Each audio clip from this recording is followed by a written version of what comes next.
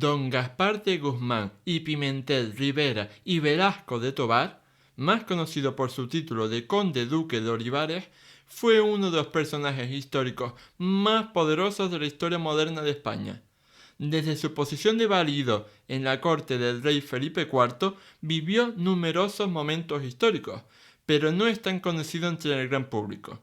Por todo ello, si quieres conocer la verdadera historia del hombre que controló los destinos de nuestro país durante 20 años, este programa es para ti. ¡Empezamos!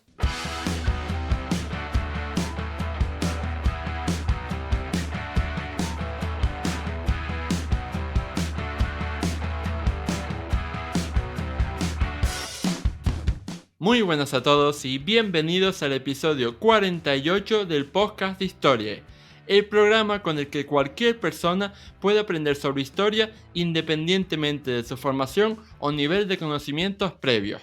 Soy Óscar Hernández, historiador y divulgador histórico. Me puedes leer en mi web Historia y puedes seguirme y contactar conmigo en mis perfiles en Facebook, Twitter e Instagram. Después de la historia antigua de Grecia, Roma, Egipto y Próximo Oriente Antiguo, la historia moderna de España es mi etapa favorita de la historia, sin ninguna duda. Yo creo que el hecho quizás de que haya sido tan maltratada y siga siendo tan maltratada a nivel general, tanto para crear una leyenda negra como para crear una leyenda rosa de la historia de España, hace que despierte en mí un sentimiento como de oye Óscar, tienes que divulgar esto para que el mundo conozca la verdad y se deje de tantas manipulaciones por medios interesados. Y bueno, si nos podemos hablar de la historia moderna de España, podríamos hablar sobre reyes, sobre reinas, sobre un montón de personajes famosos importantes. Pero también yo creo que hay que dedicar mucho espacio a esos personajes que a lo mejor no son tan conocidos por el gran público en general, pero que llegaron a tener tanto o incluso más poder que algunos reyes. Uno de ellos, sin duda, es el Conde Duque de Olivares, uno de esos personajes que sentaron toda una época. Este era su título, porque su nombre real era Don Gaspar de Guzmán y Pimentel Rivera y Velasco de Tovar. Y bueno, para hablar de este personaje histórico tan importante y de nombre tan largo, he querido contar con un experto en la materia. Él es Manuel Rivero Rodríguez, catedrático de Historia Moderna en la Universidad Autónoma de Madrid y autor de un libro sobre este personaje tan importante. ¿Qué tal estás, Manuel? Ay, muy bien, muy buenas tardes. Para nosotros, para este podcast de historia, es un placer tenerte aquí. Y bueno, para los que no te conozcan mucho, ¿podrías hablarnos un poco sobre tu labor como historiador? Pues yo soy historiador desde hace ya mucho tiempo. Tengo por lo menos 6 libros escritos sobre distintas materias de historia moderna. He escrito 2 manuales y, en fin, tampoco quiero darme mucho autobombo, pero llevo ya una larga carrera detrás de mí. Mi penúltimo libro ha sido sobre el Conde Duque de Olivares y ahora mismo tengo en prensa otro libro sobre el Conde Duque. El primero que escribí, que se publicó en 2017 en la editorial Polifemo, era una idea o un intento de dar una visión nueva sobre un personaje del que se ha escrito mucho y que estaba, yo creo que necesitado de una revisión sobre su figura y sobre su importancia. Y en el libro que va a salir en octubre, lo que planteo son sus reformas políticas. Una vez que ya he construido un relato distinto, porque el problema quizá muchas veces es el relato de las cosas, pues ahora lo que he podido hacer con bastante libertad es entrar a fondo en los problemas a los que se tuvo que enfrentar el conde duque y cuál fue la realidad de lo que él tuvo que administrar. Quiero decir con esto que no es que yo piense que lo que hayan hecho otros historiadores esté bien o mal, sino que la historia va cambiando en relación con el presente. Los historiadores trabajamos con la sociedad en la que estamos y cada sociedad, cada momento, hace preguntas al pasado distintas, ¿no? Entonces, las preguntas que se hacían hace 40 años sobre el periodo de la España imperial son distintas a las que se hacen ahora. y también porque el nivel de los conocimientos que tenemos es muy superior. Quiero decir que en las últimas décadas se han publicado muchísimas investigaciones sobre este periodo que dan una luz muy distinta a la que habitualmente conocemos, sobre todo la que aparece en los manuales. Y quizá esa visión bastante más global de lo que fue la monarquía hispánica es lo que nos faltaba en el relato sobre el conde duque, que no hay que olvidar que fue un estadista que tuvo que gobernar una monarquía mundial y no una monarquía que estaba solamente centrada en lo que hoy en día llamamos España. Esta monarquía mundial tenía que resolver problemas en el mar de China, en la India, en América, en Europa, y tenía una visión de conjunto muy amplia. Y probablemente eso en los estudios que hicieron en el pasado Marañón o John Elliot no estaba del todo bien reflejado. Mm. Y bueno, has dicho una cosa muy interesante y es que sobre este personaje se han escrito, digamos, ríos de tinta a lo largo de los siglos y más concretamente de las últimas décadas, pero creo, al menos en mi percepción personal, que no se ha divulgado, o por lo menos que no lo conoce el público tanto como nos gustaría. Y a lo mejor cuando le mencionas al conde duque de Olivares, a lo mejor se le ocurre, como muchos, ¿no? El que tiene un cuadro famoso en el Museo del Prado, obra de Diego Velázquez, pero a lo mejor no te sabrían decir quién era este personaje. Así que, en breves palabras, así, ¿quién fue don Gaspar de Guzmán y Pimentel Rivera y Velasco de Tovar? Bueno, para decirlo en pocas palabras también, fue un aristócrata español que tuvo en sus manos el gobierno de la monarquía española entre los años 1621 y 1643. O si podemos ajustarlo mejor, 1622. Ya luego más adelante explicaré por qué. Dado que la tradición le situaba en primera línea del gobierno desde el momento en el que murió el rey Felipe III, pero realmente él hubo una transición en la conquista del poder, puesto que él entró en la corte de la mano de un tío suyo, don Baltasar de Zúñiga, y es a través de ese tío suyo cómo llega a manejar los resortes del gobierno de la monarquía. Era hijo de embajadores, formaba parte de una élite política muy bien educada, muy bien preparada, una élite política, la alta aristocracia castellana, cuyo único fin era servir al rey y gobernar esta o participar en el gobierno de esta monarquía mundial, pero también era un hombre que llegó al poder en una edad ya madura, es decir, con 36 años. Hoy en día nos puede parecer que era joven, pero para los estándares de la época estaba ya entrando en la madurez y además porque para esos mismos estándares la esperanza de vida era muy baja y ya no era un jovenzuelo. De hecho, Olivares, su biografía es azarosa. Realmente, si las cosas hubieran ido bien, nunca hubiera llegado a ser primer ministro, ni nunca hubiera gobernado la monarquía, porque estaba destinado a ser sacerdote, a ser un alto eclesiástico, para eso estudió en Salamanca.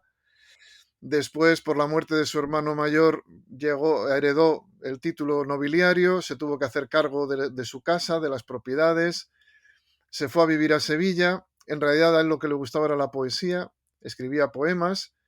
En 1626 quemó todos sus poemas, de ellos solo se conserva uno. Y él pensó que iba a ser un gran noble andaluz, que iba a vivir en sus tierras en Sanlúcar la Mayor, que iba a administrar su patrimonio y a disfrutar de la vida cortesana de la Sevilla del siglo de oro y sobre todo de las academias literarias, que eso es lo que más le gustaba, la literatura y el teatro. La muerte inesperada de su padre, que era un hombre de mucho talento político, y al mismo tiempo la lucha por el poder en la corte y la escalada que inician los Zúñiga de la mano de su tío, don Baltasar de Zúñiga, se le requiere en la corte para actuar como peón de su familia, de su facción política. Y es en ese momento, aunque él diga en sus memorias, bueno, que no las escribe él, las escribe un amanuense, o digamos una pluma vendida, como diría el profesor Kagan, lo cierto es que él no fue a la corte porque le llamaran por sus grandes dotes, sino que fue como peón de un grupo, una facción que estaba intentando tomar el poder y quitárselo a los válidos de ese momento, al duque de Lerma. Más que al duque de Lerma, los herederos del duque de Lerma, el duque de Uceda, Fray Luis de Aliaga, Y en esos años finales del reinado de Felipe III, pues hay una lucha por el poder muy intensa entre 1618 y 1621, en donde participa el conde duque. Mm. Eh, una de las palabras más trascendentales con la que me quedo de su respuesta es la palabra de válido, porque este era el cargo que oficialmente desempeñaba el conde duque de Olivares, es decir, este gobernante en nombre del rey es el válido. Y que quería que nos hablara un poco más acerca del cargo del válido, qué es lo que tenía que hacer un válido en el contexto de la España en la Edad Moderna y qué otras personas desempeñaron este cargo, porque no fue un cargo exclusivamente diseñado para el conde duque de Olivares, Sí, obviamente. vamos a ver, primero hay que hacer una corrección. No es válido, es válido. Es Ah, el válido. Es el ya. válido porque si Claro, fuera no válido le lleva habría quitado tilde. la... Pero además es que válido es porque es la persona que vale más. Es la persona que de mayor valor en la corte. El válido tiene unas funciones de primer ministro, pero no son unas funciones reconocidas. No hay un título, no hay un nombramiento, no hay un cargo oficial que se llame válido. El válido es también llamado privado o favorito. Es una persona en la cual el rey descarga su confianza. Es su hombre de confianza. Esto tiene una ventaja, y aunque normalmente se ha extendido la historia de que los reyes de principios del siglo XVII no eran muy despiertos y tenían la necesidad de estos primeros ministros que absorbían su personalidad, ¿no? Tenemos a Felipe III con el duque de Lerma, tenemos a Luis XIII de Francia con el cardenal Richelieu, tenemos a Jacobo I de Inglaterra con el duque de Buckingham y parece que simultáneamente todos los reyes de Europa en ese momento eran estúpidos y necesitaban un gran ministro que, digamos, eclipsaba con su personalidad la autoridad del rey. La realidad es que esto se lo llamamos los historiadores régimen de ministerio. Lo que hay es una sofisticación de la administración pública y los reyes necesitan apoyarse en primeros ministros que gestionen lo que hoy en día llamaríamos la gobernanza, o sea, que lleven todo el aparato de gestión administrativa. Por tanto, no se trata de algo ilegal o irregular, se trata de que el rey con su sola persona no puede cargar con todo, no tiene capacidad. Y de hecho el válido lo que hace es liberarle de la toma de decisiones de asuntos administrativos que son muy, eh, digamos, grises, ¿no? De trabajo cotidiano, nombramientos, cargos y tal. Este primer ministro lo que hace es organizar el trabajo de los consejos, es decir, de los ministerios. Y normalmente también tiene otra ventaja, y esto se dio cuenta Felipe III, y era que cuando las cosas venían mal dadas, la culpa era del ministro, no del rey. De alguna manera, también esto hace que los soberanos dispongan de una válvula de escape y una revuelta política irá siempre contra los malos ministros, pero ya verás como en el siglo XVII nadie habla de malos reyes. Las rebeliones en el siglo XVI van dirigidas contra los reyes, porque son ellos mismos sus propios ministros, pero en el siglo XVII se logra desviar la atención del público hacia estos malos ministros corruptos y tal, y digamos salvaguarda de alguna manera la esencia de la monarquía. Curioso, cuanto menos. Y bueno, ahora ya que hemos hecho este importante contexto eh, de términos, que al fin y al cabo es por lo que nos valemos en todo momento, aunque lo haya pronunciado mal, podemos hablar un poco más acerca de cómo fue la instauración en el poder del conde duque de Olivares, de don Gaspar, porque antes has hablado un poco sobre esa lucha de poder que había a finales del reinado de Felipe III, de cómo su tío Baltasar de Zúñiga intentó introducirlo, ¿no?, en la corte de Madrid. Pero yo quería preguntarte específicamente cómo finalmente pues, llegó al puesto de valido y cómo fueron sus primeros tiempos. Sí, es una lucha por el poder la que hay en la corte de Felipe III porque la monarquía se enfrenta a una serie de retos que son bastante complejos. En primer lugar, el valido, también tenemos esta idea del valido como un primer ministro con una fortaleza psicológica grande un poco como, casi como un dictador, ¿no? Con una naturaleza férrea y tal. La realidad es que tanto el duque de Lerma, que fue el valido de Felipe III, como el propio conde duque de Olivares son personas que tienen sus debilidades y que, por ejemplo, Lerma pues padecía fuertes depresiones. Tanto es así que es el propio Lerma el que renuncia al poder porque no puede más. Y de hecho, desde 1615 está deseando abandonar el mundo, hacerse sacerdote y olvidarse de la política porque no puede con su alma. Lo que ocurre es entonces que desde 1617 hay una transición que en un principio no tenía por qué ser transición. El duque de Lerma se retira y le sustituye el duque de Uceda. Pero en vez de haber un solo válido, lo que hay es una especie de tándem en el cual la cabeza del gobierno está en manos del hijo de Lerma, el duque de Uceda, pero también está el confesor Aliaga, el presidente del Consejo de Castilla, Acevedo, y para la política internacional y sobre todo para la militar, don Baltasar de Zúñiga. Este grupo es un grupo mal avenido, es un grupo en el que todos desean llevar la voz cantante y en el que todos desean estar en primera línea. Baltasar de Zúñiga va moviendo sus fichas para hacerse con el control.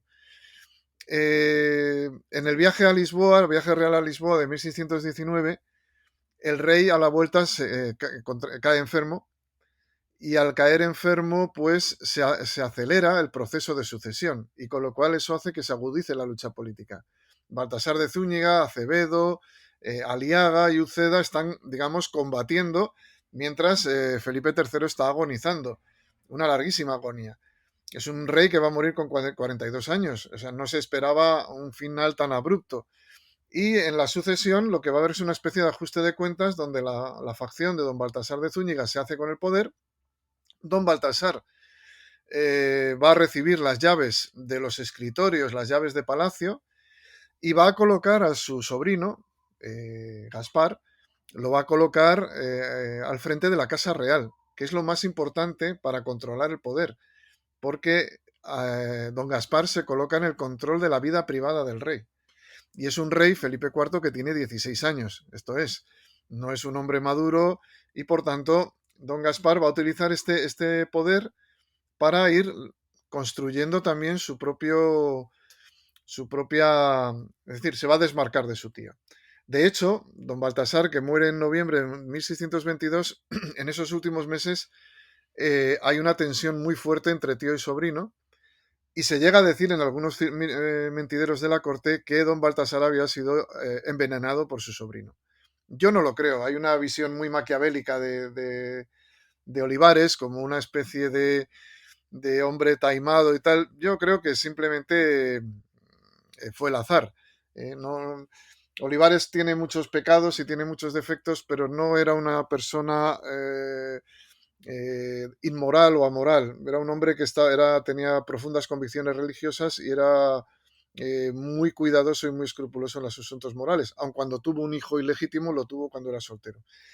Eh, y en esa transición, después don Olivares consolidará su poder, yo creo que hacia 1624. Es decir, que aunque entra en el equipo del gobierno en 1621, realmente no va a ser primer ministro, como él dice, ahora soy dueño de todo, es en 1624, después del viaje real a Andalucía, donde el primer viaje que hace el rey al salir de Madrid no es para ir a Cataluña o a Aragón o a Valencia a jurar ante las Cortes, que era lo normal. Salir de Madrid después de haber jurado ante las Cortes de Castilla, que era el primer acto de un soberano, era después jurar ante las Cortes de la Corona de Aragón, de los reinos de la otra mitad de España. Pues en vez de eso se va a un viaje a Andalucía, específicamente a las tierras del conde duque, que era como sancionar el poder que tenía el conde duque, y ahí hace una gran exhibición de poder, una exhibición en la cual él muestra cómo es capaz de llevarse a toda la corte, a la Casa Real, a sus tierras, mucho antes de, digamos, luego las tormentosas y procelosas Cortes de Aragón y ya las Cortes de Cataluña de 1626, no digamos lo complicadas que fueron, ¿no? Entonces esa es la historia, es bastante azaroso. Hay momentos en los cuales Olivares se ve claramente que no tiene interés en el poder. En 1619, cuando está la corte en Lisboa, se escapa a Sevilla y se va a Sevilla para ir a unas academias literarias de poetas y tal. Y Baltasar de Zúñiga lo tiene que traer casi de la oreja a la corte y volverlo a colocar en la casa del príncipe para que esté atento de todo lo que pasa en el entorno del príncipe, porque controlar al príncipe, si muere el rey, es controlar el poder. Y ahí es donde le utilizó su tío, para controlar ese espacio, que era lo que garantizaba que la facción de los Zúñiga se hiciesen con el control de la monarquía a la muerte de Felipe III. Ujú. Bueno, me alegra saber que a pesar de los siglos que han pasado, la sociedad sigue siendo un poco igual en el sentido de tú haz algo de utilidad y no te dediques a las humanidades. Eso no ha cambiado. No, no ha cambiado. No, desde luego Olivares pues dejó claro la Universidad de Salamanca, donde estaba estudiando, lo dejó todo por entrar en política y servir a su grupo, a su familia. ¿Mm? Mm. Y bueno, en su respuesta de antes mencionó un año clave que es 1624, que es donde supuestamente se fecha uno de los documentos más famosos del conde duque de Olivares, de don Gaspar, que es su gran memorial, que es un informe confidencial fechado el 25 de diciembre de 1624 y elaborado supuestamente por él que consistía en un documento que hizo para Felipe IV, ¿no? En estos primeros años de su reinado, en el que le relataba la difícil situación por la que atravesaba la monarquía hispánica en esos momentos. Si le parece bien, podemos hablar de este documento que me parece muy curioso y de si usted cree que de verdad era de él o no. Bueno, yo creo que no lo escribió Olivares y además tengo bastantes motivos. Y luego también hay que tener en cuenta que este gran memorial tiene muchas versiones. O sea, todo el mundo piensa que hay una versión. No. En los archivos y en las bibliotecas hay bastantes versiones y hay distintas redacciones. El más antiguo que conocemos es del siglo XVIII. No conocemos ningún documento, ningún manuscrito de época, ni escrito por el conde Duque de Olivares, ni copiado, ni nada de eso anterior a 1724, por lo menos. La primera vez que se conoció este documento fue en el año 1788, que se publicó en el Semanario Erudito de Valladares. Y los historiadores no le dieron ninguna importancia hasta el siglo XX. ¿Eh? Por tanto, habría que decir que este documento no es tan importante como ahora se cree, que es un documento irrelevante para la historiografía y que fue precisamente Cánovas del Castillo quien se lo atribuyó a Olivares y lo atribuyó de una forma bastante, digamos, esto es un texto escrito en 1905 en el cual lo que Cánovas está es defendiendo una idea de España y presenta a Olivares como un gran hombre de Estado precursor de la idea nacional de España, un adelantado a su tiempo, ¿no? Entonces, él emplea este documento para afirmar una visión a largo plazo del conde duque y una visión de España. Eh, Historiadores de esa época negaron que fuera de Olivares y hubo unas críticas interesantes. Bueno, Martin Hume, un historiador inglés, lo afirmó también, dijo que era de Olivares, pero hay otros historiadores como La Fuente o Deleito y Piñuela que dicen que no es de Olivares. La realidad es que tanto los que dicen que es de Olivares como los que dicen que no aportan ninguna prueba. No dicen nada, o sea, no aportan documentos donde se diga, bueno, esto... Entonces, a partir de ahí, primero, es una afirmación o una negación que no se basa en pruebas. En segundo lugar, cuando se publicó en el siglo XVIII, se atribuía a Galcerán Albanel, no a Olivares. Se atribuía a otras personas, también al príncipe de Estiliano. ¿Por qué a Olivares? Bueno, lo decide Cánovas porque ve, él configura la idea de un válido que es un gran ministro con visión de futuro y que trágicamente fracasa, porque estamos en la época del desastre del 98 y a esta visión trágica de España se acomoda muy bien la idea de un Olivares que fracasa frente a un Richelieu que tiene éxito, ¿no? Y entonces, luego, Marañón, por ejemplo, cuando publica en 1936 su biografía de Olivares, pues también utiliza este documento, pero Marañón le pone una fecha, 1625. Y esto es otra cosa que hay que señalar. No hay fecha del documento.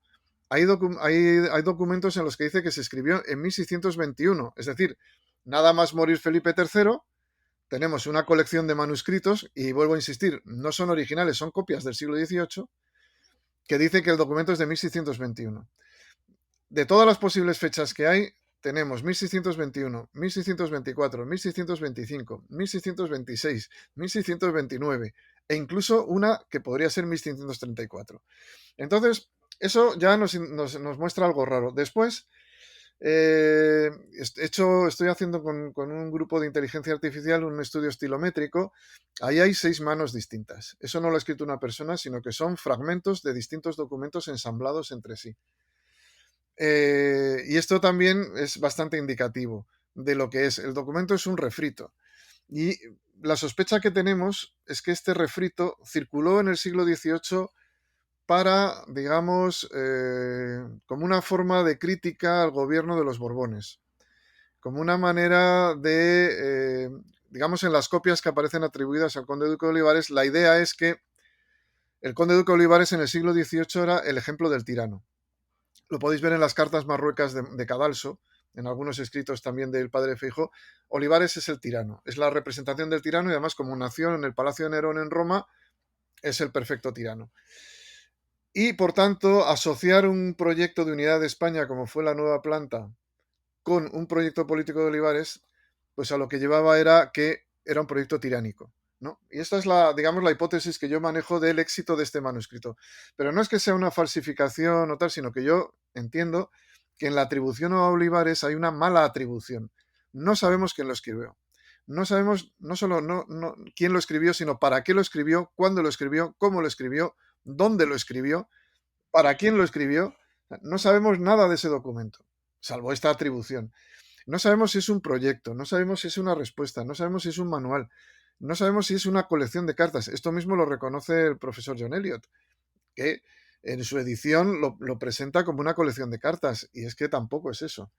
Y además, por el texto se ve que son fragmentos cogidos de distintos documentos. Por ejemplo, cuando habla de los consejos, remite continuamente a pasajes y a capítulos que no existen en el Gran Memorial. Es decir, esto se tomó, parece ser que es de un memorialista de la época de Felipe III, se tomó íntegramente un trozo de otro texto de, que hablaba de los consejos, de un tratado sobre los consejos que se ha perdido, pero que es de la época de Felipe III, no es... es que ahora no me sale en la cabeza quién lo escribió, ¿no? Entonces, bueno, lo que da la sensación es que es una especie de artefacto que tuvo una utilidad, y de hecho las copias manuscritas que hay y la única edición impresa es del siglo XVIII, y que luego, fíjate que en el siglo XX, en el siglo XIX prácticamente nadie lo menciona, y que solamente reaparece, digamos, resurge de sus cenizas en el siglo XX. Y son los historiadores del siglo XX y en una lógica, digamos, de construcción de una idea de nación española y digamos, el pesimismo 98ista de cómo van fracasando los proyectos de unidad de España, etcétera. Entonces, bueno, yo estoy seguro de que no es del conde duque y, bueno, estas son estas cosas que, por ejemplo, pues uno mira en Wikipedia y siguen con el gran proyecto, la unidad de España y tal. Luego hay otra cuestión que ya, y con esto termino, es que el proyecto de unidad de España del que habla al final del Gran Memorial no se vertebra nunca. Quiere decir, la unidad de la unión de armas no es la destrucción de las instituciones de los reinos para crear una unidad legislativa y tal, no, no. La unión de armas es un proyecto en el que se pide la cooperación entre los reinos y una cooperación que no destruye sus libertades, ni los fueros, ni nada parecido. Olivares no abolió ninguna constitución, no se abolieron fueros, no hubo decretos de nueva planta, no hubo nada de eso. El fracaso de Olivares no viene de la unidad de España ni de la unificación institucional, viene de otras cosas, pero no de ahí. Viene sobre todo de algo que también a la historiografía nacionalista conservadora le interesaba ocultar, y es su, digamos, pulso con Roma y las tensiones con Roma y el papel que la monarquía española dejó de tener a principios del siglo XVII. ¿eh? Y es ahí donde está la clave de todos los problemas. Es decir, en el año 1622 la Santa Sede, al crear el Instituto de Propaganda Fide, decide que España y Portugal no pueden continuar su expansión ultramarina, que se tiene que parar la conquista, que a partir de ahora va a haber otra forma de cristianizar el mundo que no es con la espada, sino con la cruz. Son los misioneros. Las misiones, como funcionan hoy en día, se establecen en 1622. Ya no se trata de conquistar territorios y luego vienen los misioneros a evangelizar, sino que los misioneros van a evangelizar y se juegan la vida, como le pasa a los mártires del Japón, y ya la espada o las espadas de los portugueses y los castellanos no servirán para expandir la cristiandad. Y esto va a generar una especie de crisis de conciencia que yo, bueno, no quiero anunciar, no quiero hacerme propaganda, pero bueno, en mi próximo libro lo analizo sobre todo con el problema de la conquista de Formosa, que empezó en 1621 y Formosa se abandona en 1643. Pero durante 20 años Formosa estuvo en el Imperio Español, lo que actualmente es Taiwán. Entonces, ese tipo de cosas son las que realmente pueden irnos explicando qué es lo que fracasó. Pero bueno, lo dejo ahí.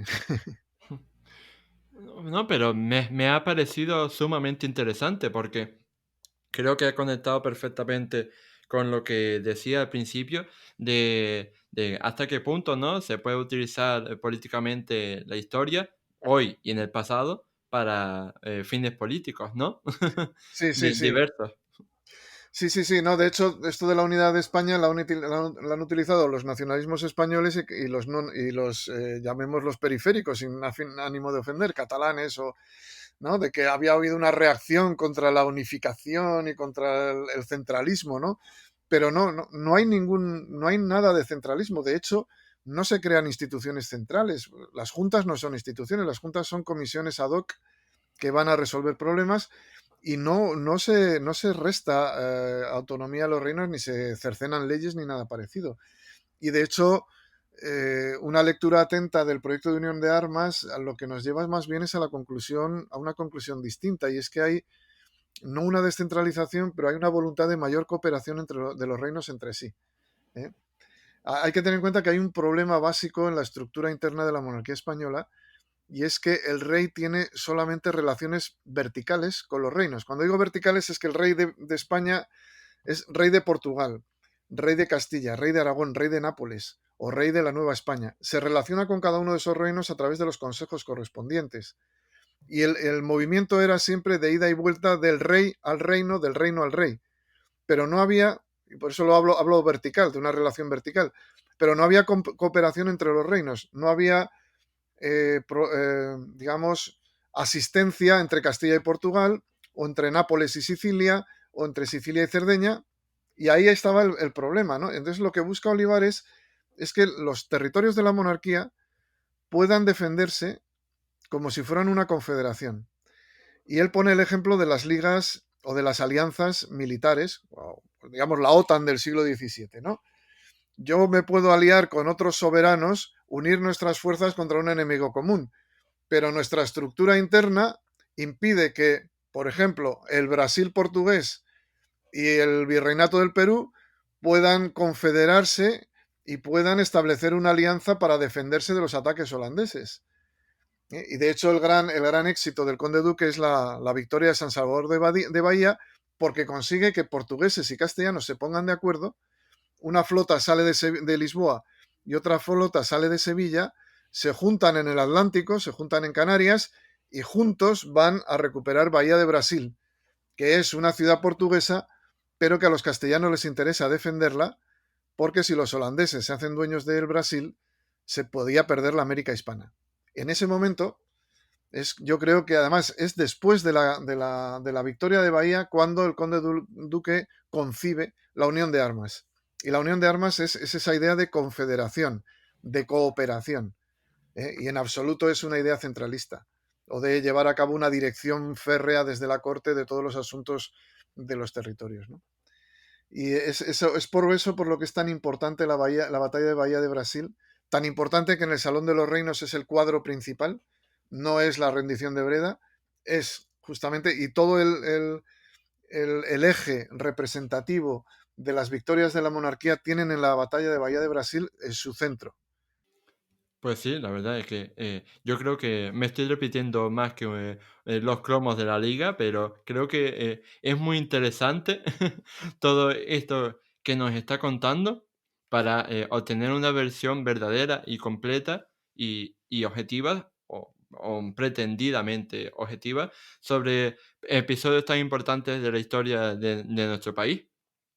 Y bueno, ya que hablamos, habló precisamente antes sobre ese cambio, ¿no? De pasar de la conquista cristiana, ¿no? Por la espada a la conquista por los misioneros, yo les quería hablar precisamente de conquistas, porque eso es la palabra mágica, ¿no? que definió, digamos, el gobierno de don Gaspar de Guzmán, porque estamos hablando de un estadista que gobernó, ¿no?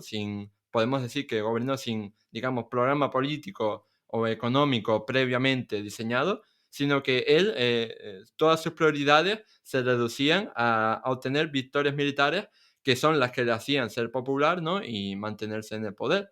Cosa que tampoco ha cambiado mucho hoy en día, ¿no? Porque hemos cambiado las victorias militares por las victorias políticas o el populismo.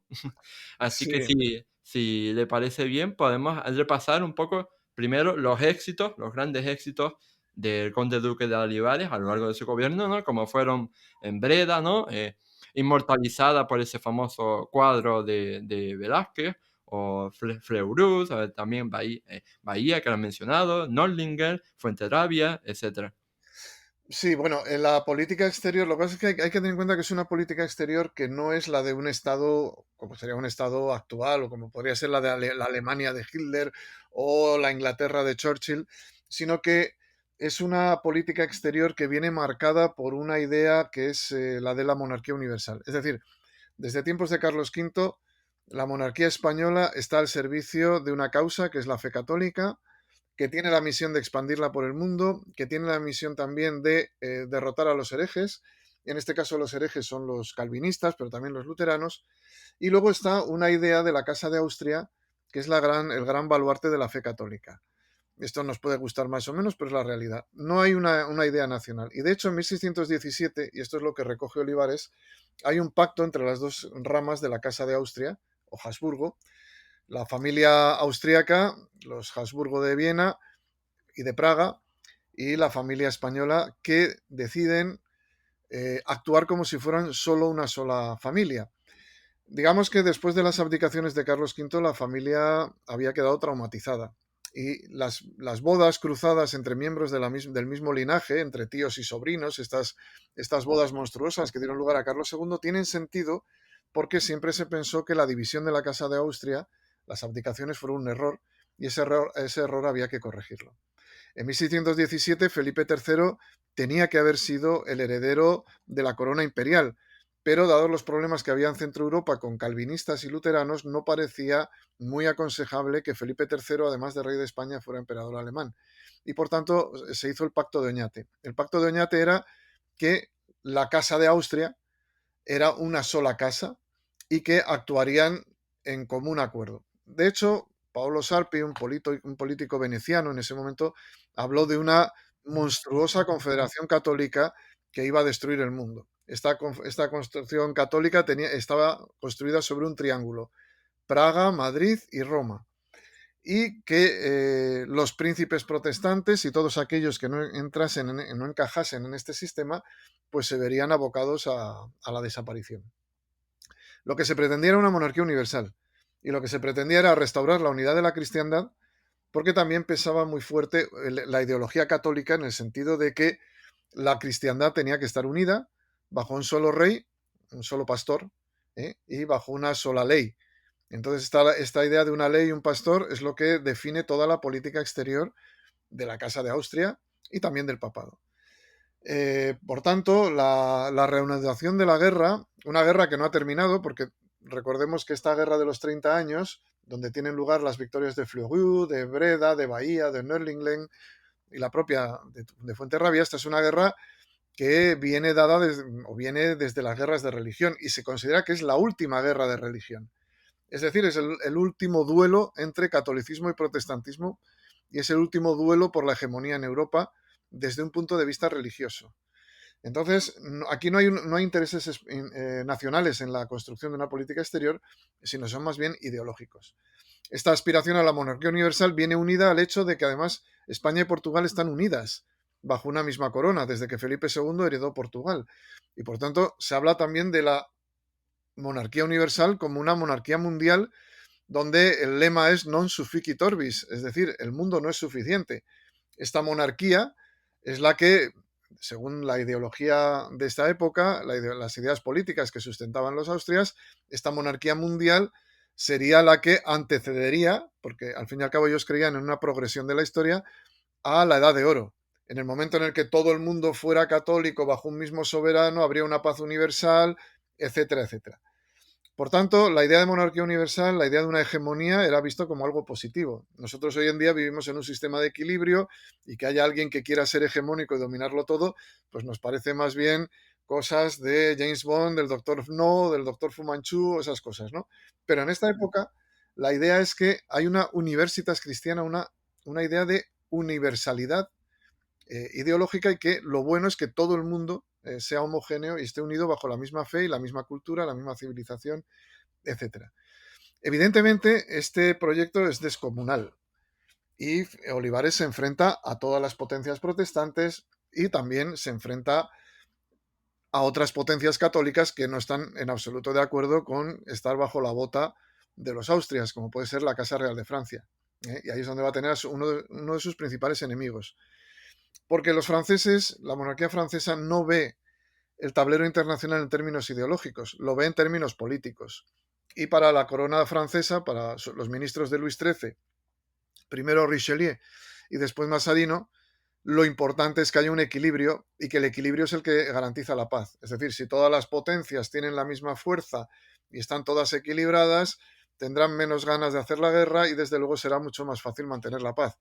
Pero si hay una potencia que quiere ser la hegemónica, va a ser un peligro para el resto de las potencias. De ahí que a Richelieu pues, se le haya acusado de maquiavélico y tal, pero quizás su proyecto político era bastante más sensato, ¿no? Porque al fin y al cabo la monarquía española se desangró en un proyecto mundial que era inabarcable. O sea, era de una magnitud extraordinaria, que ni siquiera hoy en día se la puede plantear ni Rusia, ni China, ni Estados Unidos. O sea, pero que eso se lo planteaban sin dudarlo. No había la menor duda en respecto a que había que enviar tropas a China, o que había que enviar tropas a Camboya, o que había que mantener la paz en el mar de la China. Lo digo para que veamos el contrapunto. No solo estamos hablando de Europa, estamos hablando de Asia, estamos hablando de la India, de intervenir en los problemas de Ceilán, en fin, una potencia global, una potencia que también aspira a dirigir los flujos económicos y políticos de todo el mundo. Hmm. Claro, o sea, eso siempre es lo que decimos en este podcast, que uno de los vicios más concurridos, ¿no? Más frecuentes que se suele dar a la hora de hablar de la historia es el presentismo, es decir, pensar, ¿no? Que en nuestros valores e ideologías de hoy en día pues son los mejores y que deberían haberse dado en el pasado, ¿no? Y vemos el pasado con esos ojos y no podemos concebir cómo la gente, ¿no? Hace 500 años pues era machista, esclavista o lo que sea, pero oye, no podemos mirar el pasado con los mismos ojos del presente.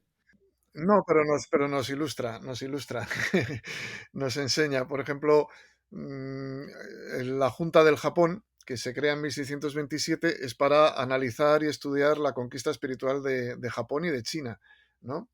Y ilustra bastante sobre lo que es la construcción de un imperio y sobre dónde se soporta el imperio. Si no hubiera misioneros que fueran detrás de la conquista, si no se dispusiese de ellos, no había conquista posible.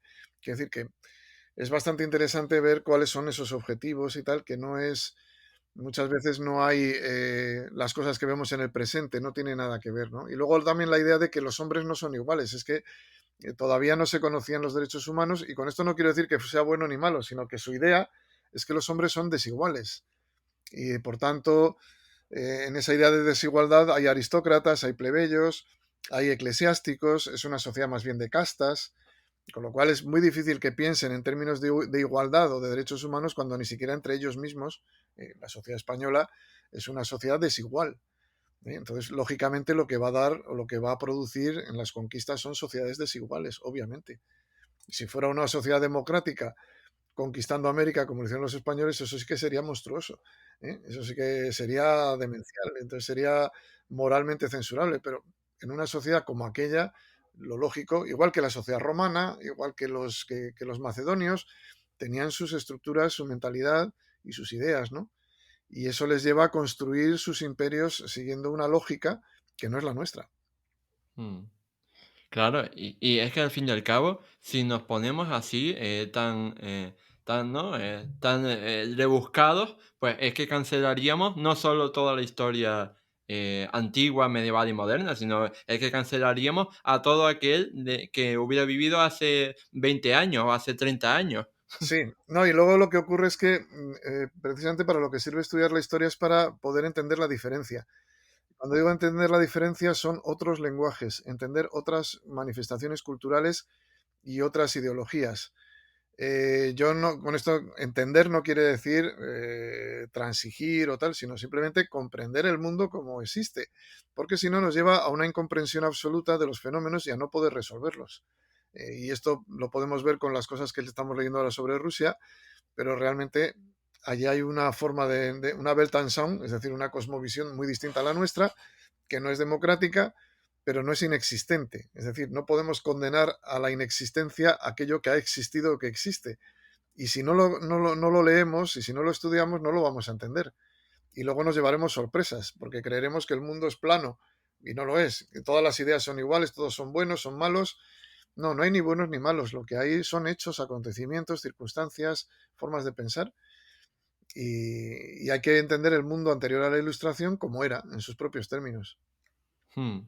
Sí, y eso precisamente es una cosa que te intentan vender políticos de todas las ideologías, ¿no? Te intentan vender de que la historia o de que el mundo es simple y otorgan soluciones simples a problemas muy complejos. Entonces, Sí, sí, de sí. esta gente hay que huir como la peste. Sí, porque, por ejemplo, en el caso del Conde Duque veremos una lectura nacionalista española que nos habla de glorias, de grandes hechos, ¿no? Y luego otras lecturas que nos hablan de represión o de tal. Y no es ni lo uno ni lo otro.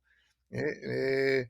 De hecho, lo que más llama la atención, por ejemplo, en las pinturas de la rendición de Velázquez o de Maíno, la rendición de Breda, es la idea de magnanimidad, la idea de clemencia, una serie de valores cristianos que están reflejados en las batallas. No se representan los combates, como podemos ver en las batallas de Napoleón, o las grandes batallas de Napoleón que están en los museos nacionales franceses. No se refleja, no se representa el combate, se representa el después del combate. Casi todos esos hechos de armas, esas victorias, aparece la magnanimidad, aparece una serie de valores, como se ve en el rechazo de la invasión de Cádiz, como se ve en Breda, como se ve también en Bahía, y son otros valores. Son valores militares, pero no son los valores militares que, por ejemplo, veremos en las campañas de Napoleón o en la Primera Guerra Mundial o en la Segunda Guerra Mundial. No hay una recreación de la violencia. Aparecen allí armados, pero no aparecen en combate, no hay una recreación de la violencia, y eso es muy interesante, porque para ellos los valores fuertes son la clemencia, la magnanimidad, acoger al enemigo e integrarlo.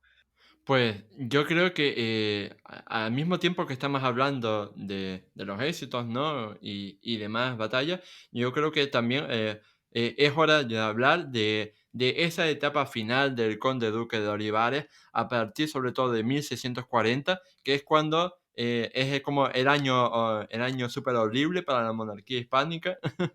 Sí, Así que el podemos Annus hablar, Horribilis, exacto, lo el iba a Annus decir, Horribilis pero de 1640, pero el año 1640 es el Annus Horribilis, pero también es el año en el que se plantean cuestiones muy básicas sobre qué es la monarquía y cuáles son sus objetivos. Los españoles y también los italianos, es decir, napolitanos, sicilianos o los americanos, no conocen otra cosa que la guerra. Una guerra que ha devastado sus economías, que ha empobrecido a la población, que ha hecho que sus jóvenes se vayan a buscar fortuna en Flandes o en otros lugares y que no ven un final ni ven una solución. Los portugueses son los primeros en querer salirse de este esquema de monarquía universal y ya yo he visto y tengo documentos que son, vamos, inéditos. Los encontré por casualidad en el archivo Simancas, como siempre ocurre cuando ves documentos que están en el lugar donde no deberían estar y que se quedaron en una carpeta, y ahí hay un análisis de cómo está la situación en Portugal. Y los portugueses, desde 1580, que se habían unido las dos coronas, no estaban satisfechos con la unión de las dos coronas. En 1637 hubo motines en Évora, pero en unas listas confidenciales, que es este documento que yo encontré, se dice que prácticamente todas las élites portuguesas son desafectas.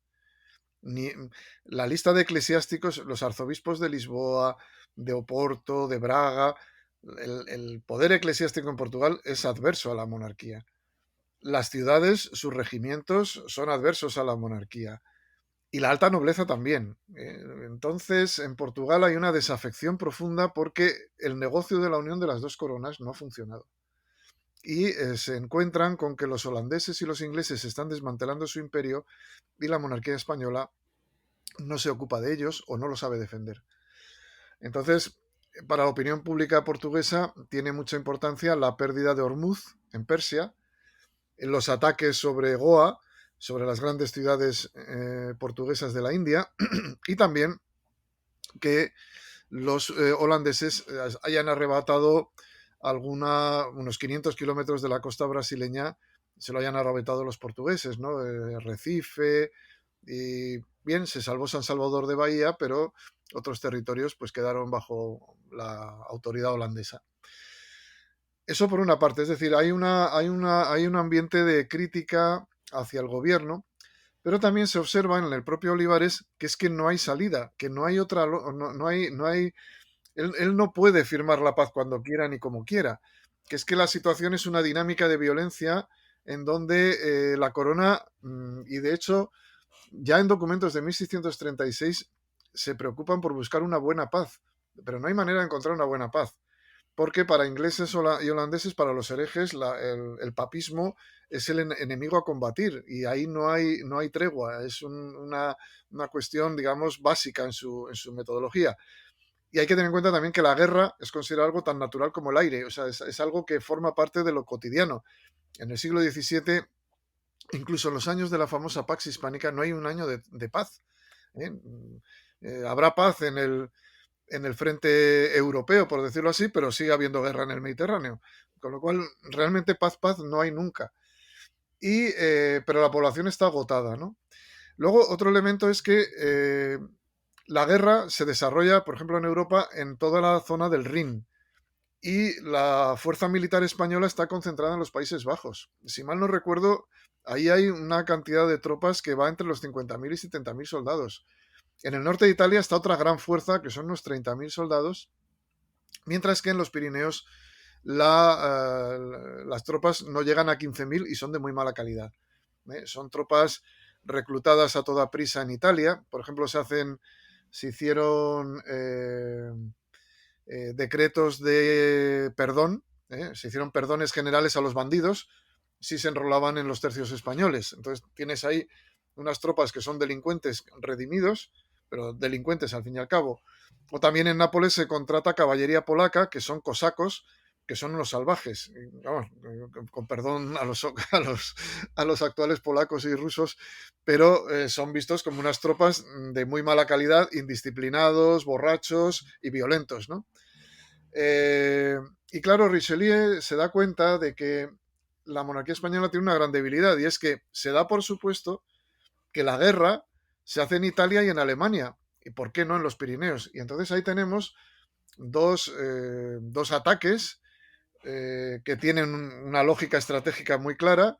El intento de tomar Fuenterrabía en 1637, que fracasan los franceses, porque se encuentran con que allá hay una fuerza considerable, aun cuando tienen una victoria naval en el Golfo de Vizcaya, de la que no se habla, que dejan a la escuadra española totalmente fuera de combate por muchos años en el área del Golfo de Vizcaya.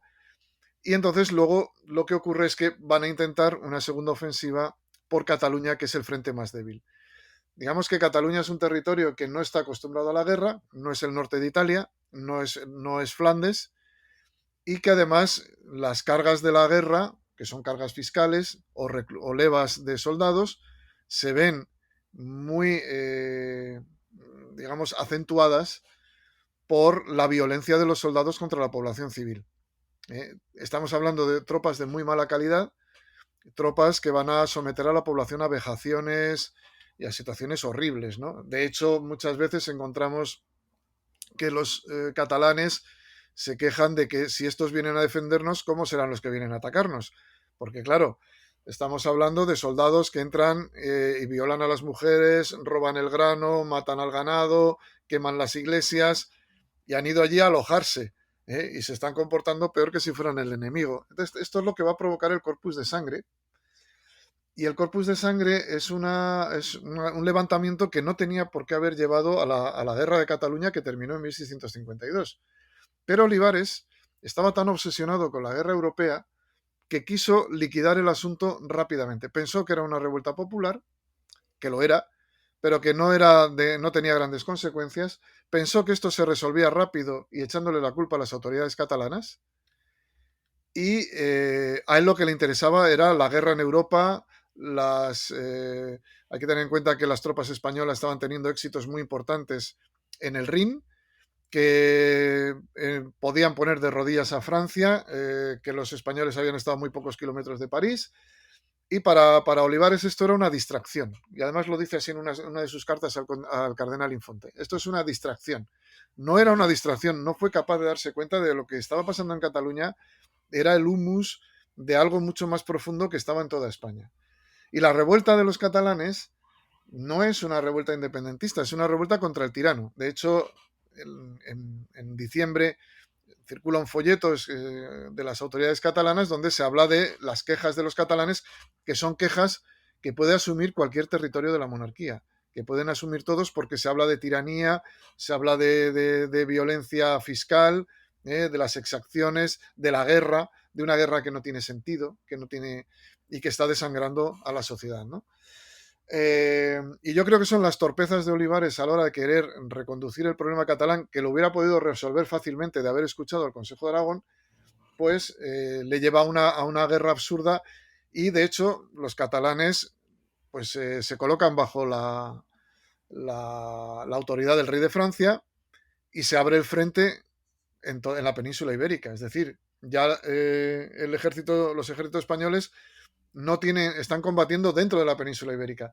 Y es muy asombroso que se mantengan los ejércitos en Flandes y en Italia cuando digamos, se está quemando la casa.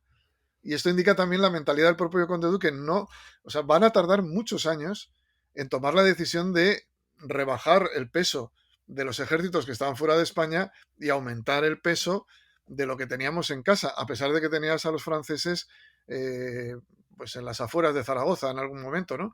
Entonces, ahí es donde se ve que Olivares fue incapaz de adaptarse al cambio.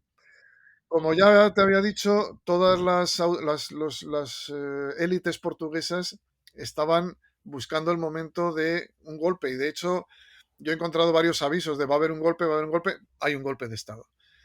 Lo de Cataluña y Portugal no tienen nada que ver. Cataluña es una revolución espontánea en una situación muy difícil de violencia, mientras que lo que pasa en Portugal es un golpe de Estado, es un golpe de Estado muy limpio y una muestra muy clara del consenso de las élites políticas portuguesas es que todo el imperio portugués abraza sin discutir al nuevo soberano, ¿eh? Juan IV de Braganza, ¿no? ¿Y por qué? Según van llegando los barcos con el correo informando de que hay un rey portugués y tal, llegan a Angola, a Mozambique, a la India, hasta Macao. En Macao llega la noticia en 1642. Y todos alzan pendones por Don Juan. Entonces, la única ciudad que se mantiene fiel a Felipe IV es Ceuta, hasta nuestros días. Por eso Ceuta, la bandera es la bandera de Lisboa, porque fue fundada por lisboetas. Pero quitando Ceuta, todo el imperio portugués, sin efusión de sangre, acepta la nueva situación y todos los gobernadores del Brasil, de la India, tal, aceptan al nuevo soberano y acatan su autoridad. Lo cual nos habla de un problema que es distinto. La unión de las dos coronas no funcionaba, los portugueses no compartían la idea de imperio o la monarquía universal que defendía la Casa de Austria, ojo, no los españoles. Aquí hay que tener en cuenta una cosa. No estamos hablando de España, de Francia, de Portugal, estamos hablando de la Casa de Austria y sus intereses, esa monarquía universal, con sus dos ramas, la de Viena y la de Madrid, y los portugueses que lo que quieren tener es una realeza propia y que no ven mucho sentido a esa monarquía universal, quizá porque es un país que ha vivido en la periferia de Europa. ¿Eh? Entonces ahí es donde se explica la debacle de 1640. Un proyecto que no se había consolidado y una situación dramática que conduce a esta crisis, pero que no conduce a una caída en desgracia de Olivares. Yo ahí también discrepo con, digamos, cierta tradición. No hay que olvidar que Olivares, cuando renuncia, en 1643, le sustituye su sobrino, y que va a haber, vamos, prácticamente hasta 1653, o sea, durante una década, todos los que van a estar en el poder son lo que en aquella época se llamaban hechuras de Olivares, o sea, personas que habían entrado en la política y que habían estado bajo la protección de Olivares. El conde duque a su sobrino don Luis de Haro, que fue quien le sustituyó como valido, lo estuvo educando y formándole personalmente. Y el conde duque, ya en 1640, o un poco antes, porque hay cartas suyas ya desde 1638 en donde él ya no puede más, se encuentra muy mal de salud y luego tiene problemas mentales, tiene frecuentes y profundas depresiones que se llaman, la documentación de la época habla de estados melancólicos, donde se queda a veces catatónico. Es un hombre que tiene ya muy mala salud. El día que dimite, el 23 de enero de 1643, no puede ni siquiera subir a firmar los papeles, le tienen que llevar en andas porque no puede andar, tiene las piernas hinchadas, está amarillo. Eh, y cuando abandona Palacio, que según después la tradición ha dicho que huyó de Palacio por una puerta de atrás, no, es que no podía ir por los corredores de Palacio, lo tuvieron que llevar en unas andas, porque no, como te vuelvo a decir, no podía andar. Y cuando una persona no puede andar porque tiene las piernas hinchadas, una especie de flebitis y tal, le sacan por donde pueden y se va a retirarse. Y los últimos años, de 1643 al 45, son muy penosos porque su deterioro físico y mental se acentúa. Él ve fantasmas y de hecho hay una correspondencia que es conocida con su mujer. Su mujer se quedó como camarera de la reina, ¿eh? No hay que olvidar, o sea, que se quedó, todos sus parientes se quedaron en Palacio. Toda la gente de su confianza se quedó en Palacio. No hubo una purga como cuando cayó el equipo de Felipe III. No, solamente se va a procesar a uno de sus secretarios por el asunto de las monjas de San Plácido, que era todo falso, pero al final eso va a quedar en agua de borrajas. Entonces, bueno, yo creo que se ha magnificado mucho la caída, pero no debemos pensar en una caída propiamente dicha. Lo que hay es un retiro necesario de una persona que está agotada y acabada. En una de las últimas cartas, antes de renunciar, y hay que tener en cuenta que renunció varias veces y el rey no se lo admitió, en una de ellas dice que no puede más, que su mente ya no es capaz y que además ya no entiende el mundo en el que se encuentra. Y en el Nicandro, que es un escrito que hace uno de sus protegidos para defenderle de las calumnias con las que se le empieza a acusar una vez que dimitió, en el Nicandro lo que se dice es que ha llegado un momento en el que él ya, el mundo al que se enfrenta, no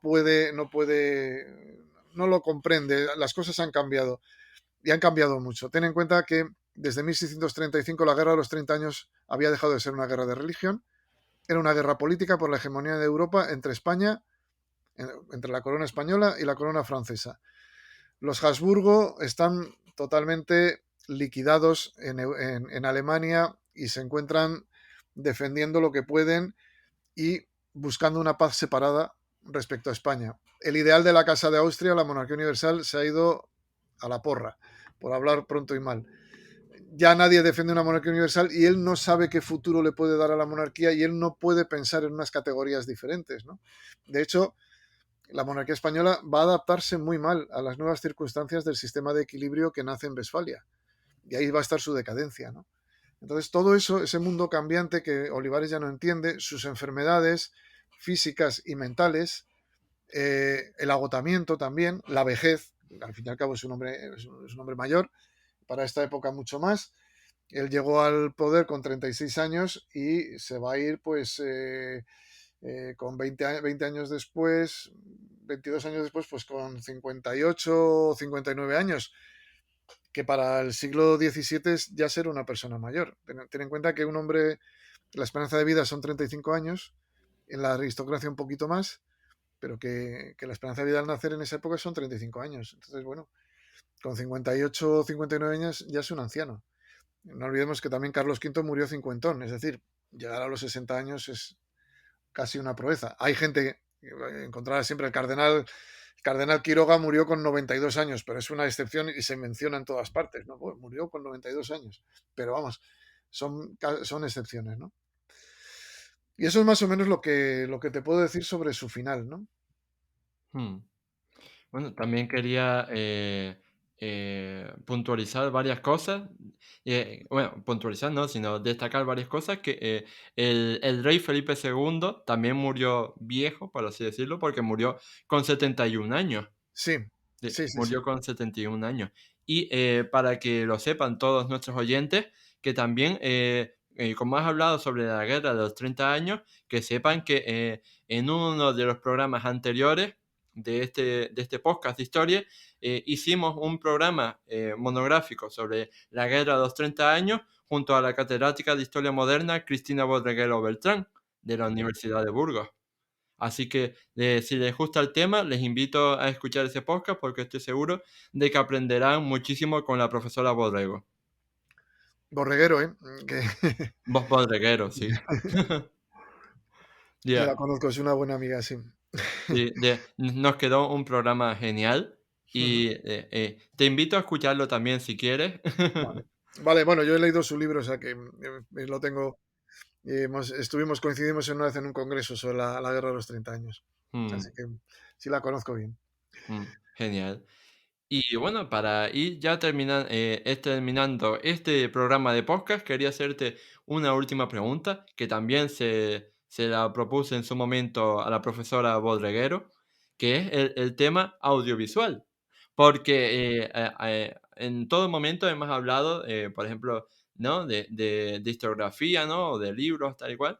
Pero yo quería saber si tú eras o eras algo seriéfilo o cinéfilo y podías recomendarnos alguna serie o película que trate idealmente sobre la vida del conde duque de Olivares, o si no la hay, o no crees que no haya ninguna buena, pues sobre la historia moderna de España. Bueno, la verdad es que sobre el Conde Duque de Olivares, que yo sepa, no hay ninguna serie ni ninguna película que lo tenga como protagonista único, ¿no? De hecho, el Conde Duque siempre ha aparecido como malo de película, o como un personaje secundario, pues qué sé yo, en El Rey Pasmado, ¿no? Que está basada en la novela de Torrente Ballester y que Javier Gurruchaga hace el papel de Olivares y lo hace muy bien, pero muestra esa faceta histriónica que Torrente había puesto en su novela y una visión satírica de la monarquía española, siguiendo un poco una idea que es muy frecuente y que no la discuto, de ver en la época de los Austrias una parodia, una caricatura de nuestra España actual. Entonces, bueno, el Rey Pasmado me parece una película que está bien, no me recuerdo quién era el director, pero recuerdo que estaba Gurruchaga en un papel de Conde de Olivares muy, muy gracioso. También a la triste de Elías Yáñez, en A la triste aparece el Conde Duque, como no es menos, porque claro, trata o está ambientado en el momento en el que se produce el Spanish Match, el intento del matrimonio del príncipe de Inglaterra, el príncipe de Gales, con una infanta española. Aparece muy tangencialmente, aparece casi como parte del decorado, ¿no? Pero yo no sé ahora mismo qué decir en cuanto a películas, desde luego en series, tampoco conozco yo ninguna en la que no sé si en esta que era como La máquina del tiempo habrá habido algún episodio sobre Olivares, pero no recuerdo yo. No es que no sea muy seriéfilo, sino que no recuerdo yo que Olivares haya sido interesante para productores de cine o de televisión. Y novelas sí, novelas, la que ya he dicho, la de Torrente Ballester del Rey Pasmado, pues toca bastante esto, pero tampoco ha habido tanto. En los Austrias, en los que han tenido más éxito para las novelas ha sido Carlos II, ¿no? Porque al ser tan histriónico ha dado lugar a ríos de tinta. Pero, y Felipe IV, pues el pobre no. Están los libros de Deleito y Piñuela que cuentan la mala vida en la época de Felipe IV, pero que tampoco veo que en el ámbito popular haya muchas cosas, ¿no? Sobre este. No sé si tú conoces alguna serie, yo desde luego no conozco ninguna sobre esto, ¿no? Han tenido más éxito otros personajes como Isabel la Católica o Carlos V, pero yo no veo que haya mucho, me ha llamado mucho la atención, ¿no? Mm. Sí, la verdad es que una vez, muchas veces, ¿no? Nos fijamos en la historia, ¿no? Internacional para hacer estas series, ¿no? Pero es que también en la propia historia de España también tenemos grandes historias que nunca han sido adaptadas, ¿no? Inexplicablemente, o no tan inexplicablemente. Y una de ellas es precisamente la de El Conde Duque de Olivares. Y bueno, a propósito de tu respuesta, quería terminar haciendo dos comentarios complementarios a lo que has dicho. Y es que El Rey Pasmao, por si quieren saberlo nuestros oyentes para buscarla, es una película de 1991 dirigida por Imanol Uribe. Eso es, sí. Y sí, está protagonizada por Javier Gurchá como el Conde Duque de Olivares, y también está con Gabino Diego, Juan Diego, Fernando Fernán Gómez, etcétera. Y, Ujú. está, y parece que está muy bien, al menos tiene un gran reparto. Sí, sí, no, es una película excelente. Mm. Y después creo que yo como muy fan del Ministerio del Tiempo que soy, y tengo que decir que es el Ministerio del Tiempo, no la máquina del Ah, tiempo. Así que no vale. soy el único que dice las cosas mal. Vale, vale. Sí. Y creo que no ha salido, al menos en las 4 temporadas existentes, creo que no ha salido el Conde Duque de Olivares. Ha salido la época de Felipe IV, pero no ha salido el Conde Duque de Olivares. De hecho, creo que salió Espinola. Ha salido Espinola un par de veces, pero no el Conde Duque de Olivares. Y bueno, respecto a las series, pues, aparte de eso, pues, no conozco ninguna más. No, Pero bueno, de es que el siglo siempre XVII no es muy popular para el cine y la televisión, no es muy popular. sí, ya. Bueno, y aparte, ¿no? Como hemos mencionado, ¿no? Esa manipulación que hay sobre la historia moderna de España, que ha llevado a que muchos productores, pues, ni siquiera tengan idea de hacer ese tipo de series porque pueden encontrarse con primero, que no tengan éxito comercial y en segundo lugar, pues que el público mismo sea quien las critique, ¿no? Y quien las boicotee porque no les gusta esa parte de la historia de nuestro país. Sí, es posible. Yo pienso más bien que el siglo XVII resulta una época antipática y que a nadie le gusta mucho, es decir, no es muy popular. La Edad Media tiene más brillantez, las armaduras, tal, pero el siglo XVII siempre se ha visto como una época oscura, de oscuridad religiosa, la contrarreforma, las guerras de religión. Yo creo que frente a épocas más brillantes, más coloridas, como la Ilustración, el siglo XVIII o el Renacimiento, el siglo XVII sigue pesando sobre él esa idea de una época aburrida, ¿no? Y una época muy apolillada. Entonces, sí, los cuadros de Velázquez son maravillosos, pero uno piensa en el tenebrismo y dice, uff. Y luego también porque las historias pueden parecer muy poco...